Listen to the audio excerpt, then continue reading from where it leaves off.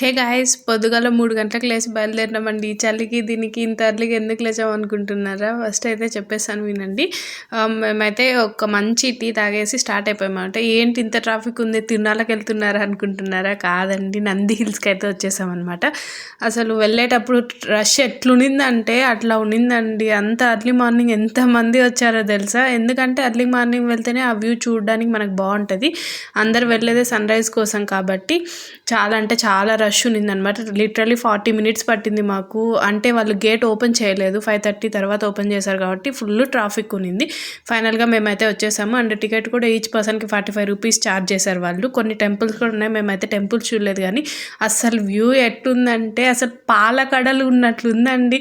సన్ను మనకు అంత దగ్గరగా, మేఘాలు చూడండి ఎలా ఉన్నాయో. మస్ట్ అండ్ షుడ్ విజిట్ చేయండి వెళ్ళకుంటే. సూపర్ ఎక్సైటెడ్ అవుతారు. Please like and subscribe for more short videos. Thank you for watching. Bye bye.